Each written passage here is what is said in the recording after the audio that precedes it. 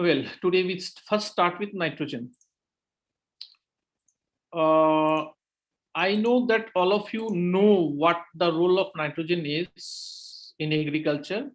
The biggest element, the biggest among the macronutrient in terms of requirement to the crop, in terms of uptake. It is the largest nutrient element taken up by the crop, other than CH and O. If you see CHO, NPK, N comes first, but you must remember that out of the 17 nutrient elements, all are equally essential. So you cannot say that this is more important, this is less important. Each one is important among themselves, but nitrogen plays an important role in many functions which are listed in a role. I'm not going to read out what the role is because that will take up time. Then deficiency usually starts with yellowing of leaves, and paling starts from older leaves and spreads to younger leaves. This is just opposite to sulfur deficiency, where it starts from younger leaves and spreads to older leaves. This is because nitrogen is mobile inside the plant, and demand for nitrogen increases.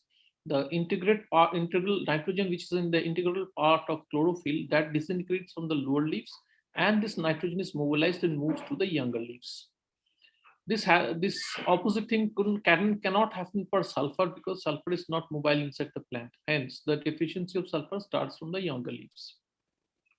Root growth is restricted and root becomes fibrous and reddish brown. Tillering is restricted and cross decreases in yield. This you can find in any tillering crop like paddy or wheat, where there is nitrogen deficiency. Number of tillers will be less. Now, these are the important sources of nitrogen.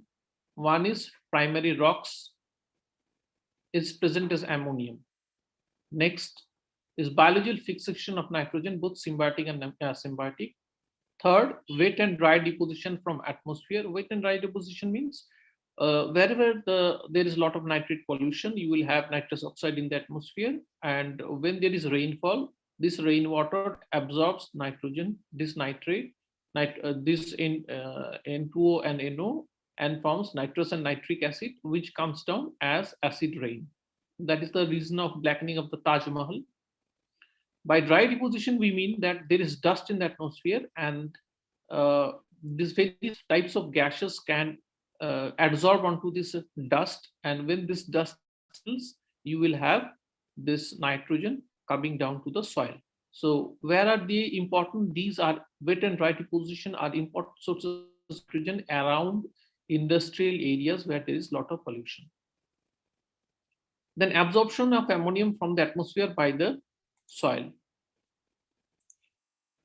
So absorption of ammonium from the atmosphere by the soil. Soil is in equilibrium with the atmosphere, and there is ammonia in gas in the atmosphere. This ammonia can adsorb onto soil, but that is also a very little amount.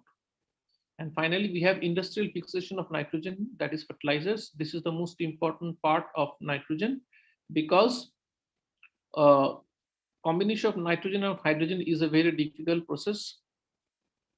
So formation of ammonia by breaking the three bonds of triple bond of nitrogen is a very difficult process, and it takes a lot of energy, temperature and pressure, and in the presence of catalyst by the Haber's process, ammonia is formed.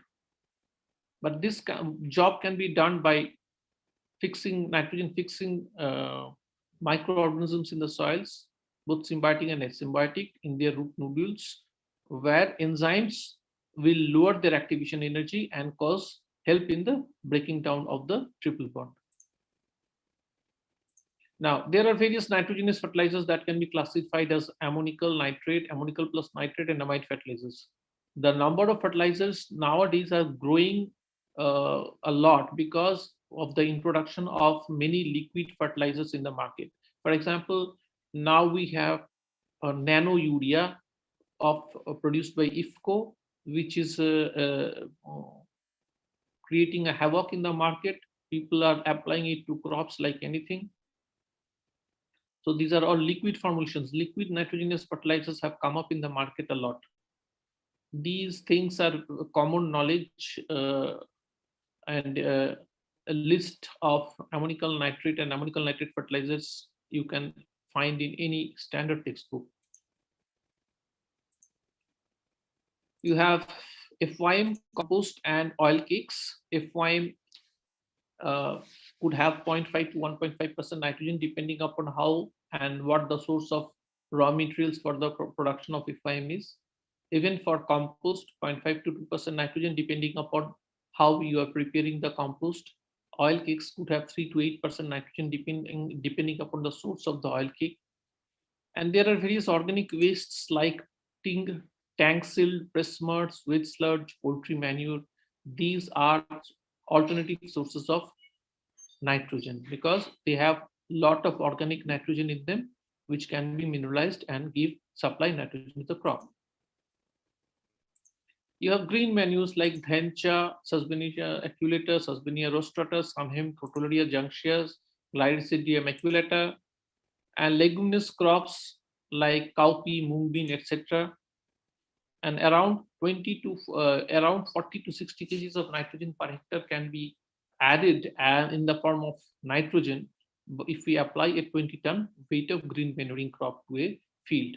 But that is not feasible, and neither do much of the farmers do it.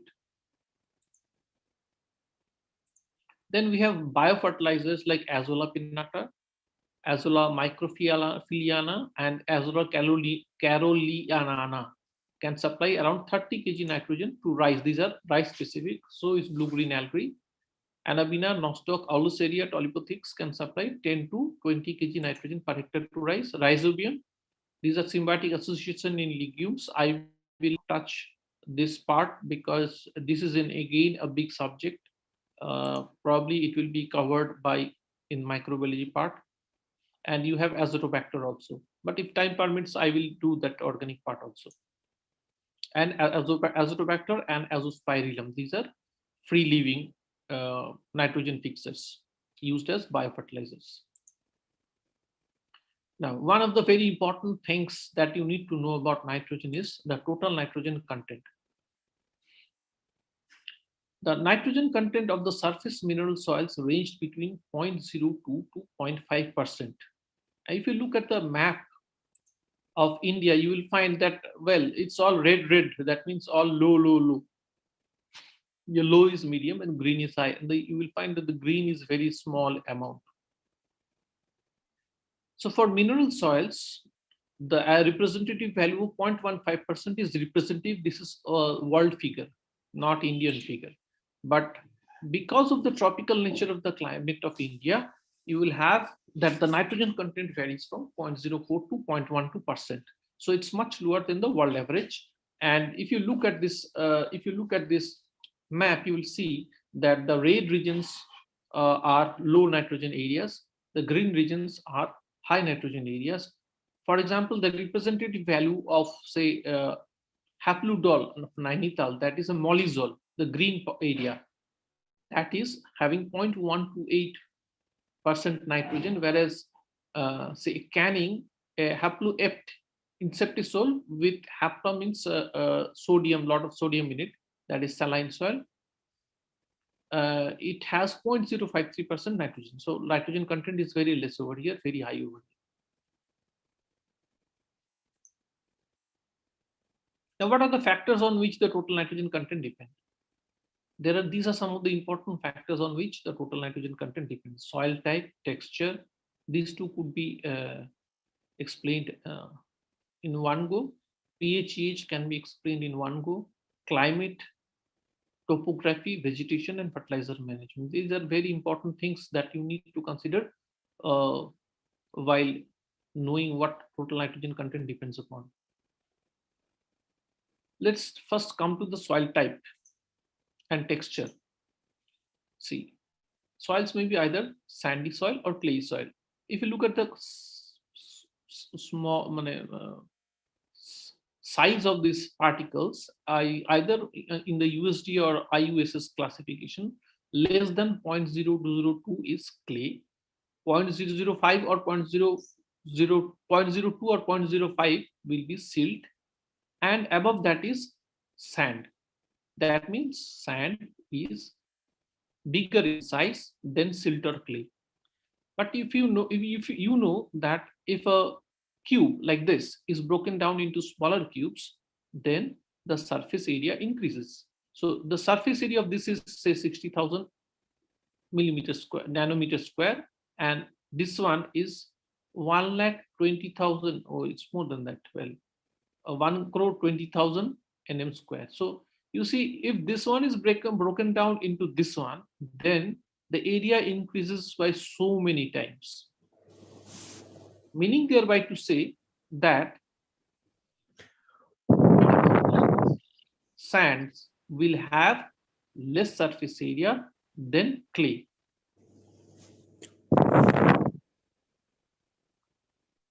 Look at this one, this curve, sand, silt, and clay. What are they made up of? Sand is made up of quartz mostly, and primary silicate minerals, which are neither decomposed or they are completely inert in nature. Whereas silt and clay are made up of secondary silicate minerals and other secondary minerals which are small in size and highly reactive.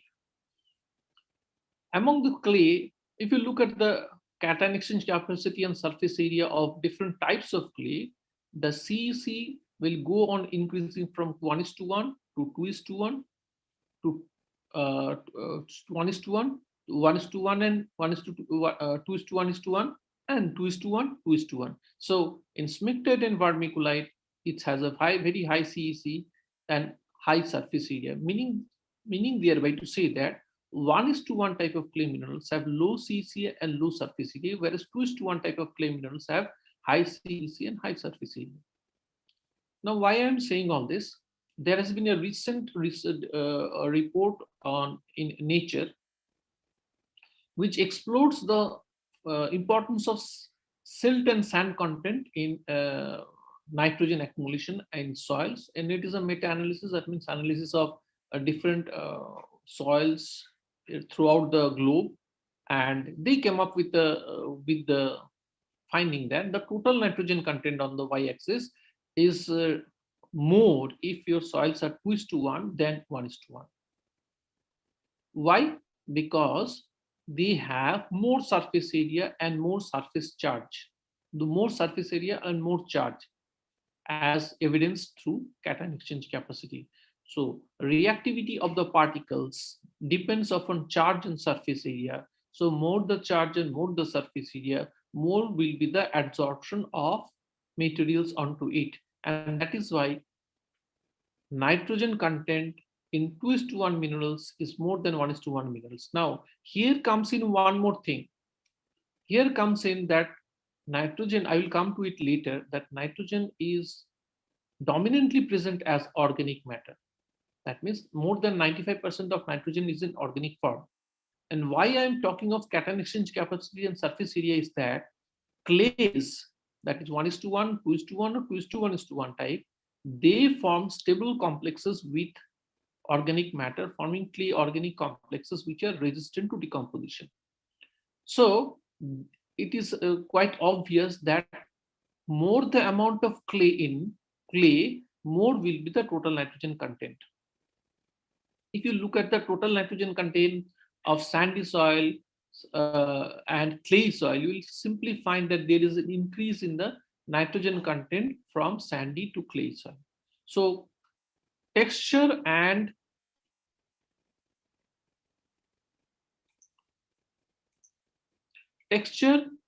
soil type. Texture means coarse versus fine. Coarse means dominated by sand, fine means dominated by clay. So clay soils and sandy soils, coarse texture soils and fine texture soil, they all have fine texture soil, and clay soils will have more total nitrogen content than coarse texture soil or sandy soils. Next is pH and EH, neutral versus high and low pH. So as the pH increases or decreases, microbial activity and root growth increases and decreases. So the best root growth and best microbial activity is in the neutral pH. So in the neutral pH, you will have more root growth, better plant growth. That means proliferant microbial growth also. So what we do is we harvest the top part of the plant. On the bottom, that is underground part, we leave into the soil. So that part of the plant which we leave inside the soil, that is to a source of your organic matter vis-a-vis nitrogen. Hence, in neutral soils, the nitrogen content will be more than acidic or alkaline soils. In alkaline soils, because of alkalinity, organic matter decomposes or gets solubilized, and hence the contents will be lowered. that is redox potential, submerged versus aerated. What happens during submerged soils? Under submergence, the under submerged soils, you have a thin film of water, and this is air, this is the soil, this is air, and this is water on top. So the diffusion rate of oxygen through water is 10,000 times less than diffusion through air. So if your soil is submerged, that means even if you have a film of water on top, then oxygen will not be able to pass through into the soil. This results in a micro environment inside the soil where microbes are actively respiring, so that carbon dioxide is produced and we have an anaerobic condition inside. So anaerobic decomposition of organic matters, now you already know that roots and all remain in the soil. So under submerged conditions, under normal aerated conditions, the mm, carbohydrates and all, they react with oxygen to produce carbon dioxide and lot of energy. But under anaerobic condition, this decomposition is anaerobic, producing various types of incomplete decomposition products and produce little energy. So decomposition is number one retarded, and decomposition products are organic acids, not carbon dioxide. Carbon dioxide goes away from the atmosphere. That is why under submerged areas, you will find soils with lot of organic matter. For example, in peat soils, you will find high organic matter, that means high nitrogen content. Now, if you have two soils, one which is in where you have rice cropping system, another a rice wheat cropping system, another is a maize wheat cropping system, three cropping systems. So you will find highest nitrogen or highest organic carbon content rice cropping system, where both the time it is submerged. In rice wheat cropping system, it will be decreased because the amount that is maintained during rice is oxidized during wheat when you find it is aerobic. Whereas in maize wheat cropping system, where it is completely aerobic, decomposition will be even more, and hence organic carbon content will be lowest in the maize wheat cropping system. So submergence plays a very important role in accumulation of organic matter vis-a-vis total nitrogen. Then you have climate. The most important factor on which the total nitrogen content depends is climate. So if you look at this, this is a paper by Minasmi published in Geoderma in 2007. He made a map of the world, and if you look at this map, you will find that all these regions, red are where the organic carbon status is very low, and blue are regions where organic carbon status is very high. So these areas are all Arctic regions, that means cold areas. Now we know that temperature of the earth increases as we go up or down along the latitude. That means 0 degree latitude is the equator, 23.5 degrees north and south is Tropic of Cancer and Tropic of Capricorn, and 66.5 degrees is the polar circle. So 90 degrees is the pole. So as you move from the equator to the poles, the temperature decreases. So come down to this graph. Here, this is the 0 degree latitude. That means this is the equator. So these are the countries around in the equator, see, in the Kenya, Indonesia. And then as you move away from the equator, either north or south, that means this is the northern hemisphere, this is the southern hemisphere. You will find that around the equator, if you the carbon stocks are low, but as you move up, the carbon stocks increases because the temperature decreases. Now over here, there are two Indonesia. So why is Indonesia even having very high climate, having has high carbon stock?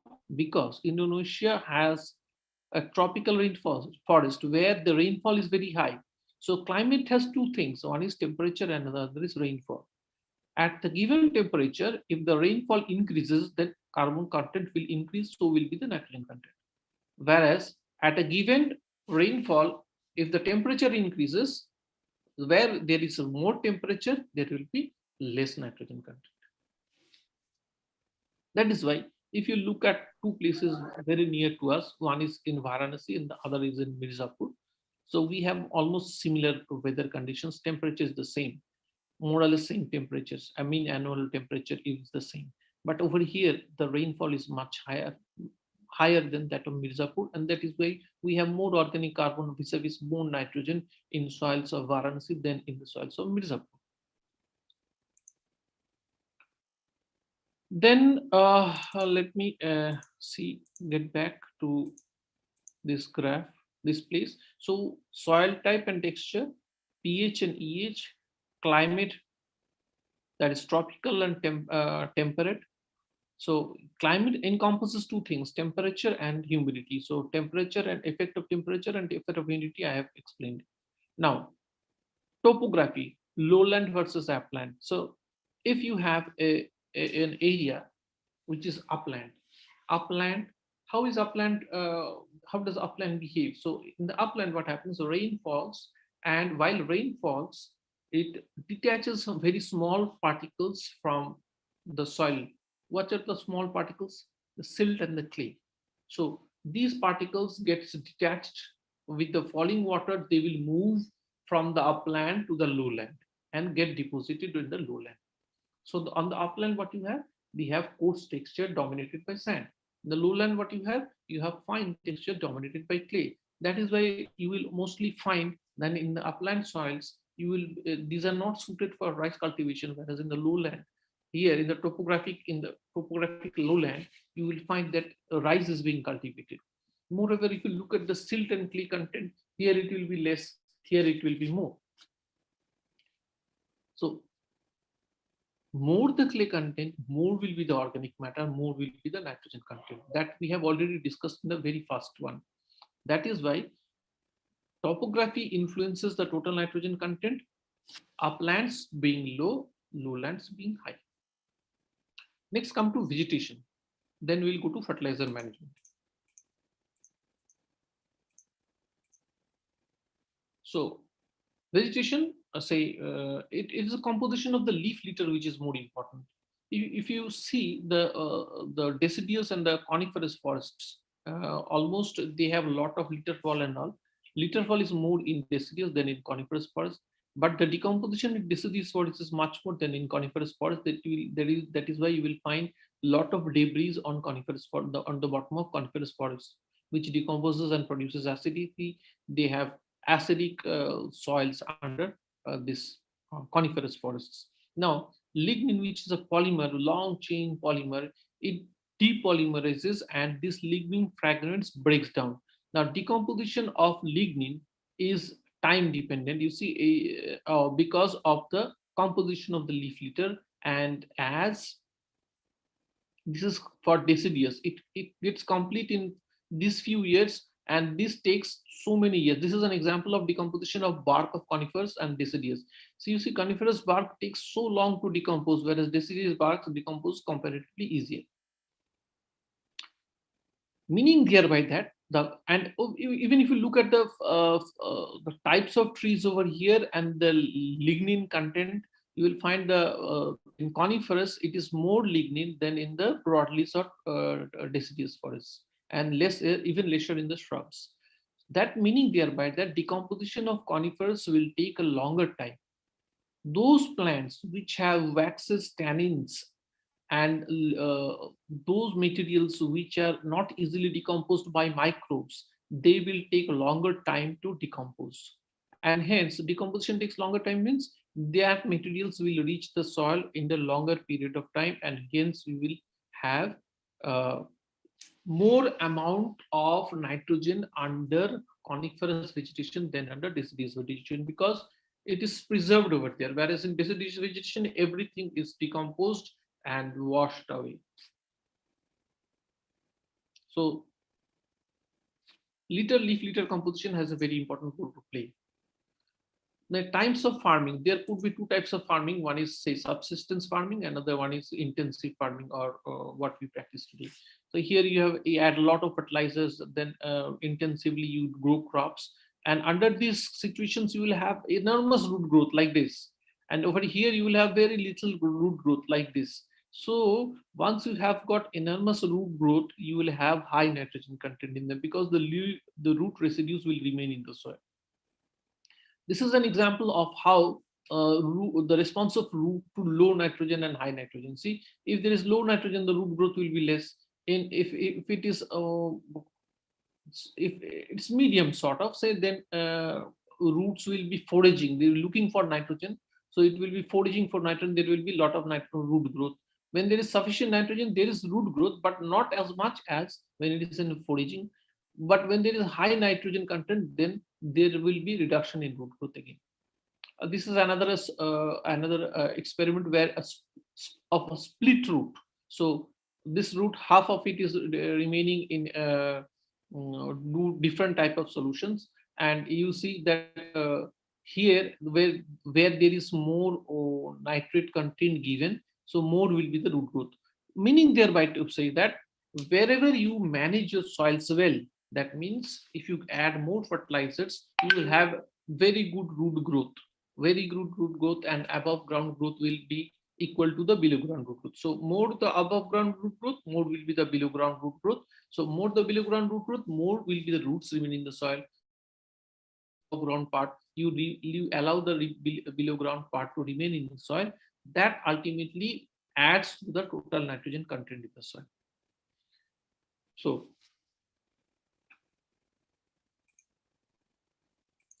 So just to recapitulate the most important things, climate has the most striking effect on the nitrogen content. That is very important.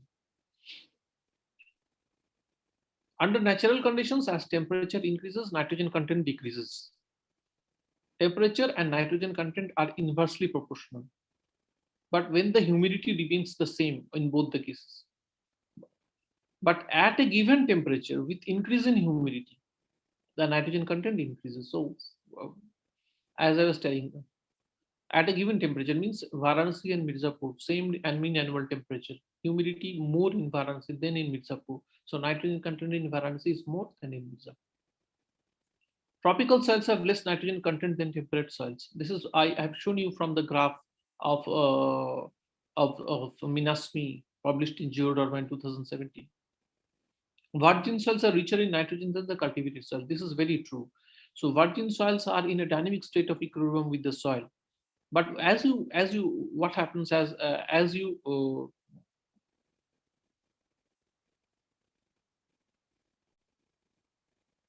let me see if I can.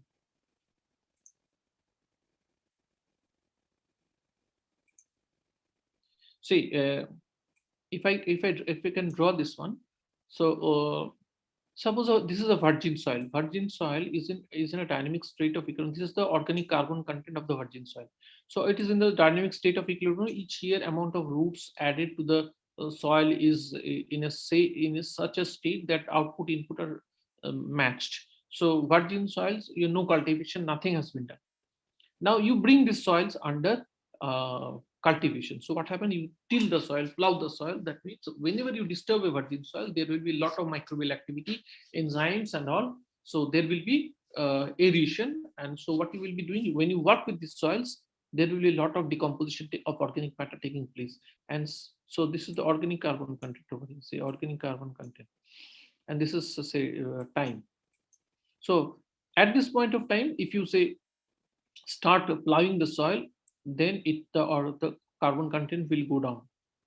and it will attain a new equilibrium say after say 10 to 15 years. So this is the new equilibrium that is formed. Now this is what has happened to the soils of say Pantnagar. Pantnagar was an area of under grassland which is initially was a virgin land. So they brought the farm under cultivation and then they started cultivating that land, that area, and so the initial carbon content so high went down to a new carbon level. Now, if you examine the long-term fertilizer experiment data of Pantnagar, you will find the initial organic carbon content was very high. Then the organic carbon content came down. Now, at this point of time, I started changing my management practices. So what I started giving more FIM to the crop. So it again started attaining a new equilibrium. So the new equilibrium was somewhere over here, but it was less than the original. So this differences always comes if you bring a virgin soil under cultivation. So virgin soils are always more in nitrogen than cultivated soils. So that is why the very common intervention nowadays that is practiced is either you leave the plots fallow for some period of time so that the carbon and the nitrogen content can the system can recover, the organic carbon content can build up again, or you go to zero tillage. You do not till the soil, you do not work with the soil. That also is a good management practice that helps in aggrading, not accreting and aggrading the organic carbon content of the soil. So whenever I talk of organic carbon content, you should relate that one to total nitrogen content. Fine texture soils have more nitrogen content than coarse texture soils that we have already discussed. And total nitrogen content decreases with depth. So total nitrogen content because most of the roots are confined to the upper soils. So as you go deeper down, the root content is decreased. So total nitrogen content will also decrease.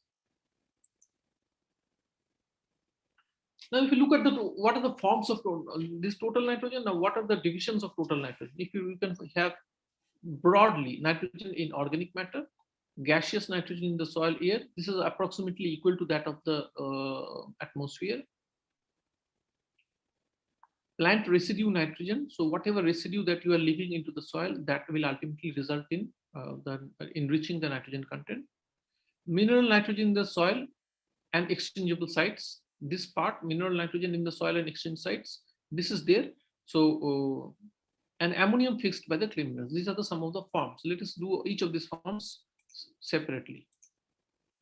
Nitrogen in organic matter. See, more than 95% of the nitrogen in the surface, as I was telling you, that is why I constantly keep on referring nitrogen and carbon, nitrogen and organic carbon, nitrogen and organic. Why? Because more than 95% of nitrogen in the surface soils are in organic forms as amide group, amino acids and hexosamines. These are say hexosamines. The composition of this is glucosamine. So hexose sugar with a nitrogen. This is hexosamine. Similarly, amino acids are also RNH2 groups. So polymers of RNH2 will give you a protein. The proportion of total soil nitrogen occurring in the bound form is, see, bound to amino acids will be 20 to 40%. If you break up this part, how this one is constituted, bound to amino acids 20 to 40%, purines and pyrimidines less than 1%, and unidentified compounds is 50%. So we have not been able to identify all the different types of nitrogenous compounds that are present in soil. So those that we can identify are bound to amino acids, purines, and pyrimidines, and rest are all unidentified compounds. And then you have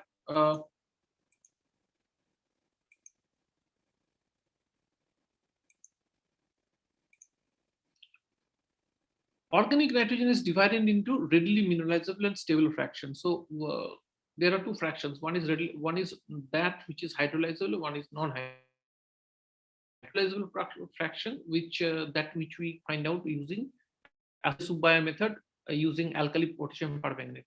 So that is the nitrogen that is hydrolyzable. The rest of it is non-hydrolyzable. The hydrolyzable nitrogen breaks down to produce your ammonical and nitrate nitrogen. The rest of it, non-hydrolyzable nitrogen, hydrolyzes, but very slowly. Then you have inorganic nitrogen, which constitutes less than 5% of the total nitrogen. It is composed of ammonical nitrate and nitrite, ammonium, nitrate, and nitrite.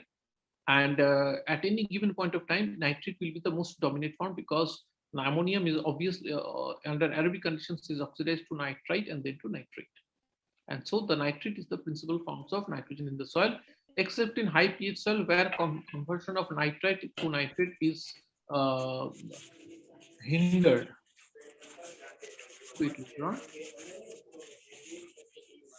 कहाँ भैया कहाँ भैया आंवला बना हाँ Mamta Kumari, please mute yourself. Mamta ma'am, please mute yourself. Then we have plant residue. Thank you. Then we have plant residue nitrogen. After harvest, we leave the residue. We do not remove the residue, and these are decomposed by microbes and releases ammonical ions. So these are the sources of nitrogen. So higher the nitrogen content in the plant residue, more will be the nitrogen contributed to the soil. And part of this nitrogen will go to form new organic matter. So how is new organic matter formed? Lignin from the decomposition products combines with nitrogen to form ligno-nitrogenous compounds, which gives rise to humic acid and fulvic acid.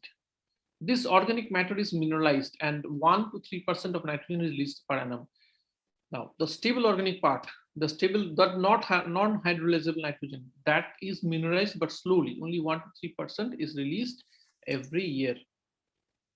Then we have ammonium fixed by the clay minerals. So we know that this varies from 3 to 8% in the surface soil to up to 40% in the subsoil because of the higher clay content in the subsoils.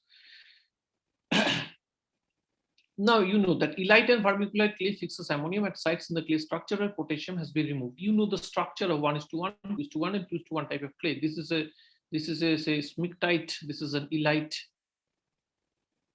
and you will find that you know that in elite that this 2:1, this is 1:1, this is another 2:1. These are tightly held together by potassium, because potassium ions will come in between the 2:1 type of mineral, that is mica.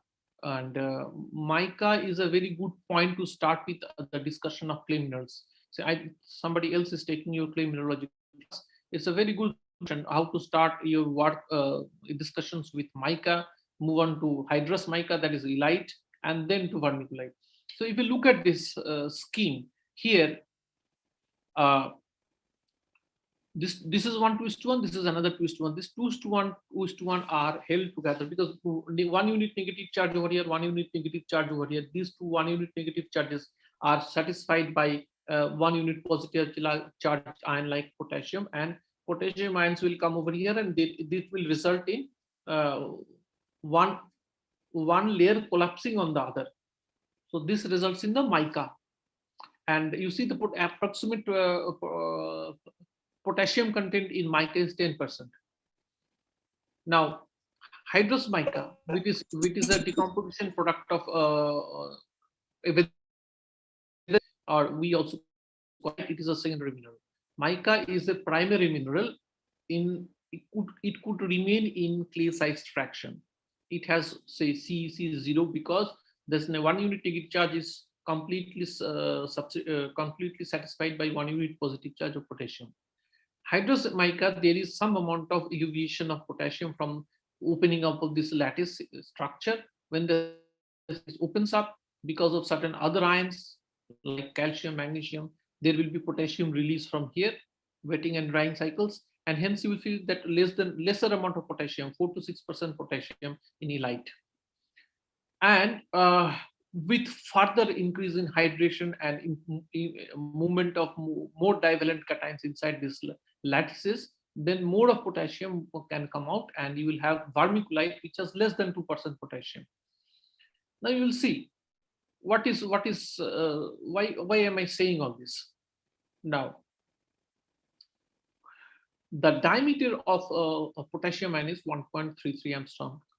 The diameter of the ditrigonal cavity is 1.4 angstrom, that is 2.8, and diameter of ammonium ion is 1.48 angstroms. That means the diameter of potassium ion and the diameter of ion are near to each other, which is, and the diameter of the ditrigonal cavity. You understand the ditrigonal cavity? The ditrigonal cavity that is formed by, on the surface of one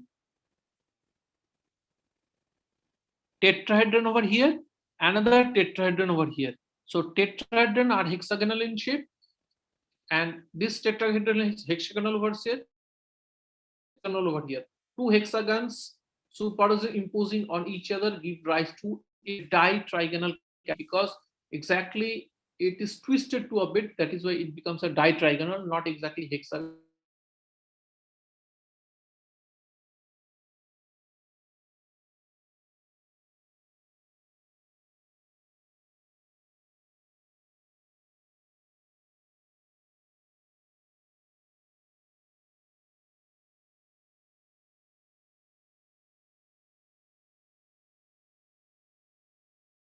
Hello, sir. You are not audible, sir.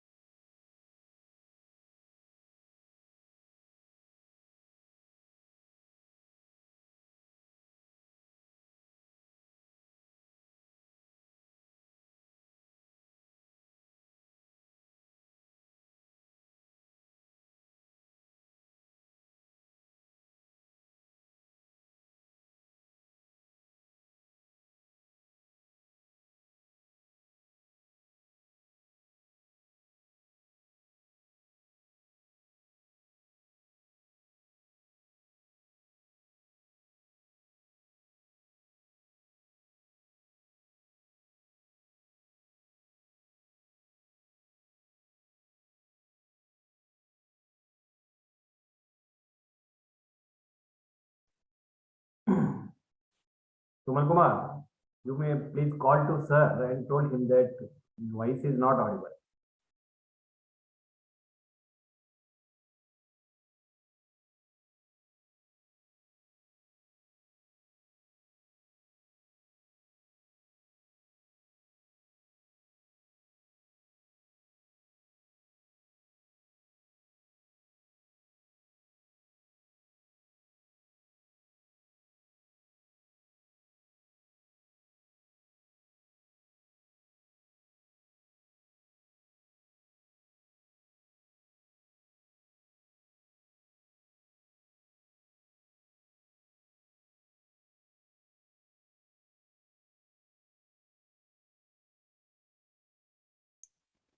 Can you hear me?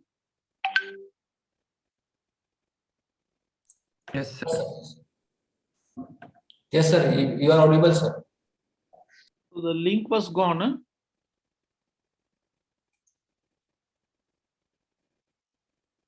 Huh?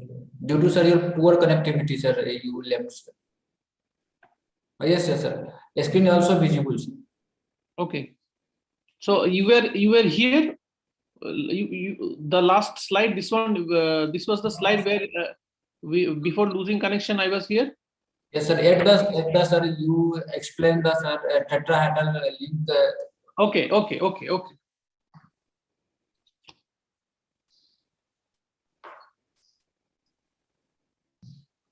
How can I remove this one?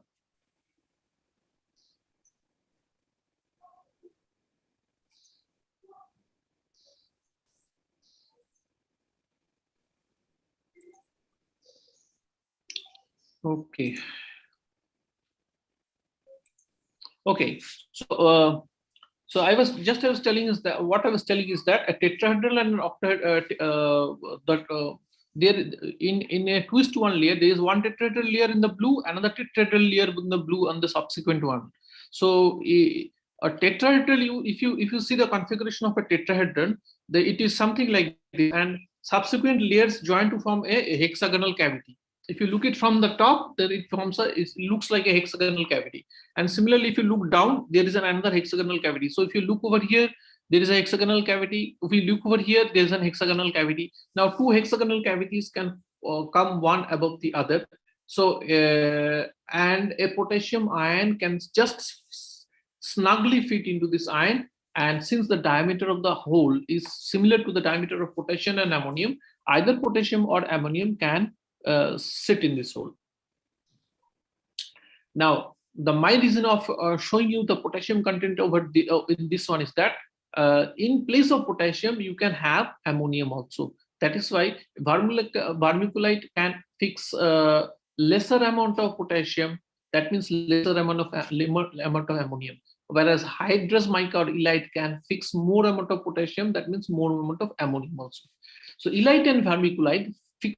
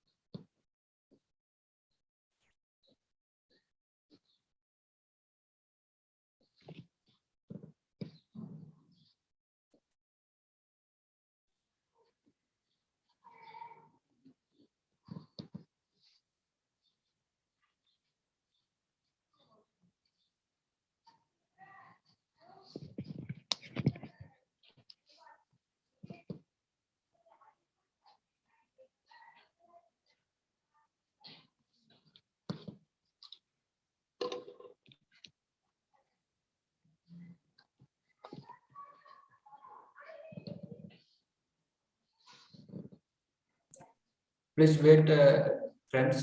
Sir is joining again.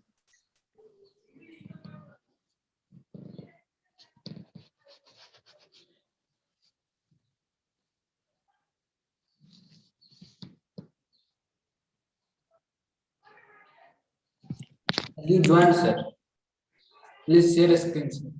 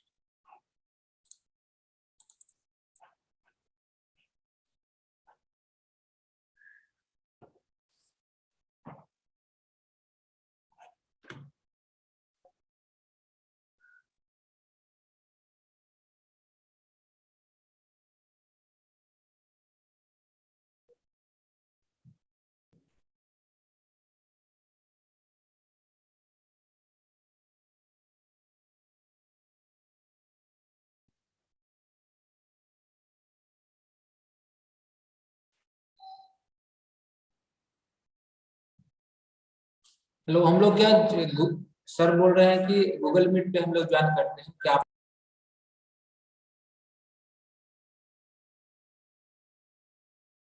Hello हाँ, sir बोल रहे हैं कि हम लोग Google meets पे join करते हैं, तो क्या आप लोग गूगल मीट्स पे ज्वाइन करेंगे? मैं लिंक शेयर करूँ क्या? ओके ओके ओके ओके, मैं शेयर करता हूँ लिंक आपको ग्रुप में।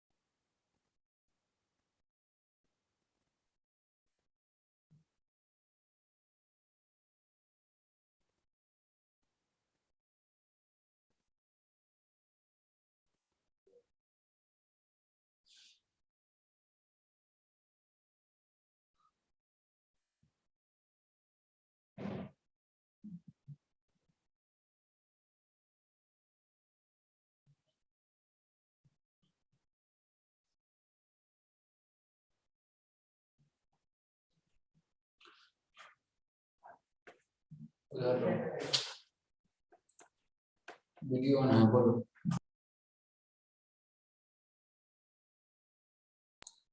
Please join on the Google Meets. I provide the Google links on the WhatsApp group. Please join. All the participants, please join on Google Meets. Sir, take on class on Google Meets. Please try to join on Google Meets. I provide the link on the group.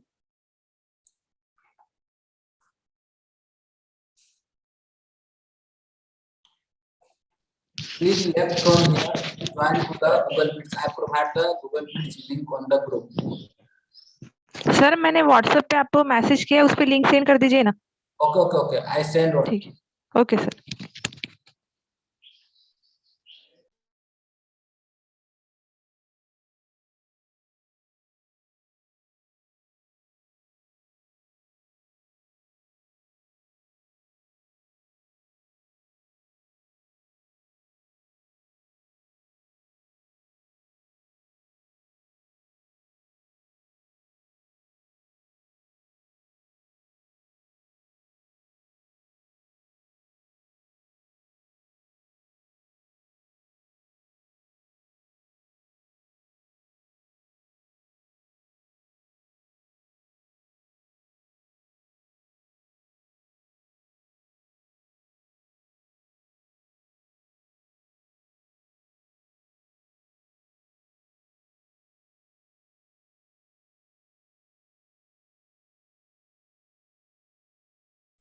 Please left from here and join to the Google Meets. I provide the Google Meets link on the WhatsApp group, both the WhatsApp group. Please join.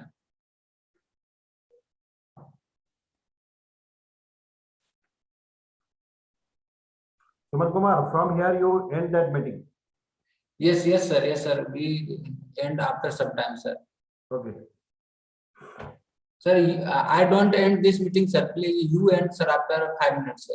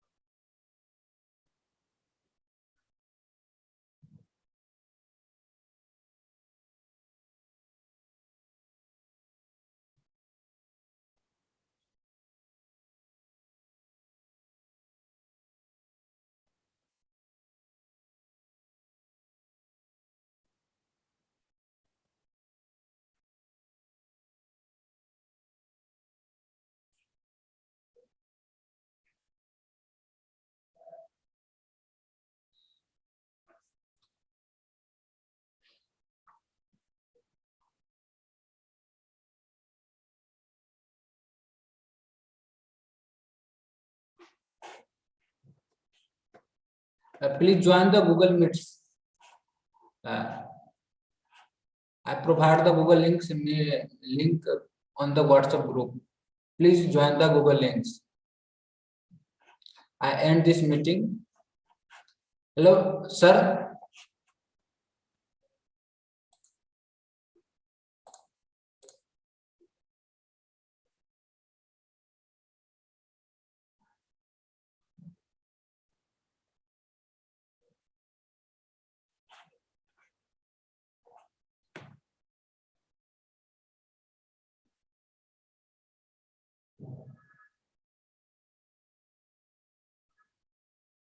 Sir, let's start, sir.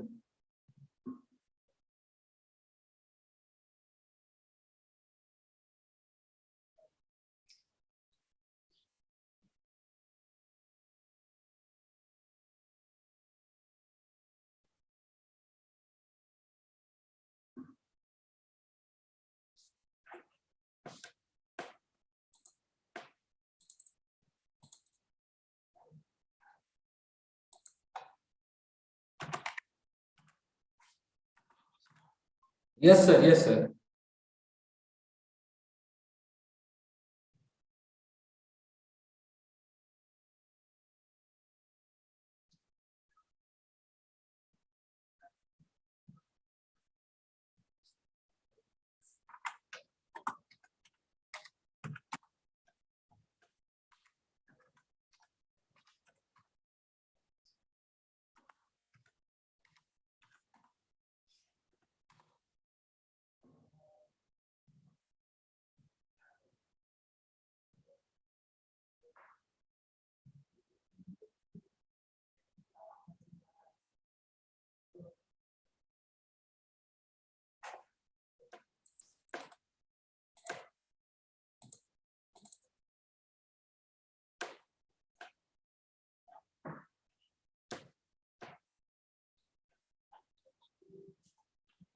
Selke sir, please end this meeting, sir.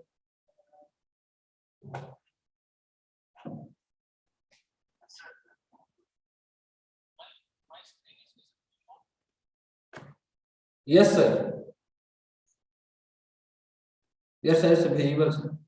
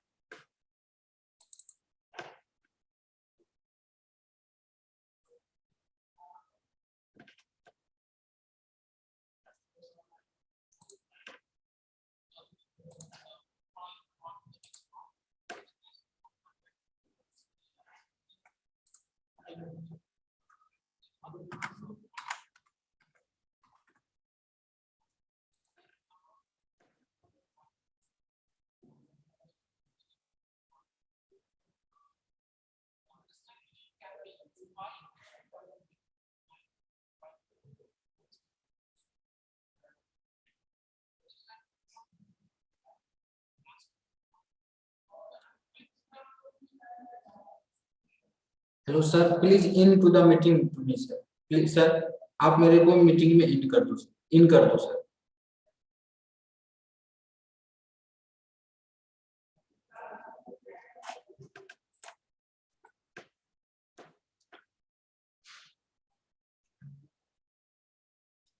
Hello sir,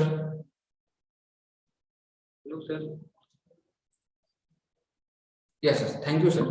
ठीक है, yes yes, thank you sir. ठीक है, yes.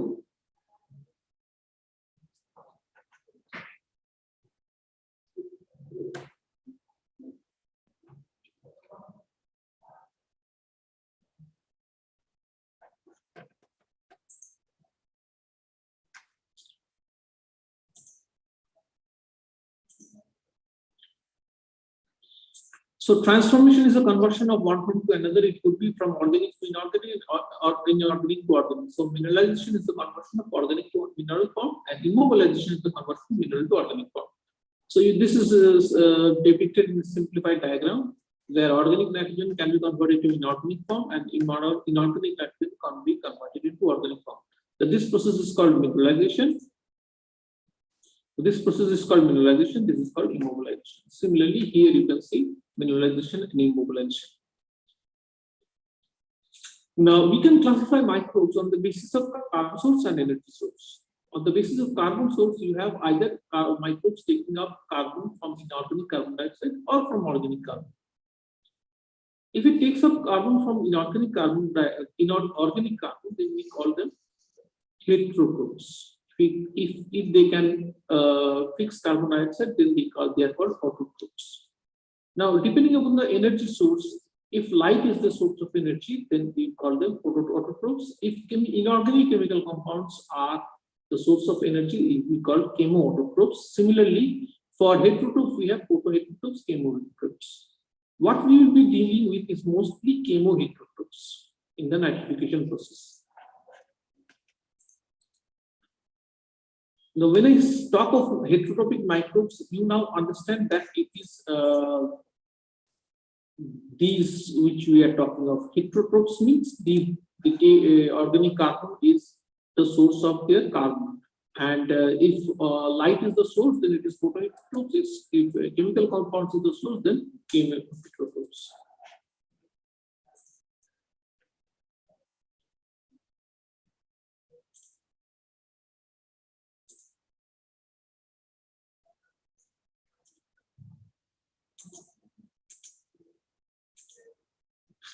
So heterotrophic microbes play an important role in this process. These microbes require nitrogen to decompose organic matter. This is just like any living organism would require nitrogen.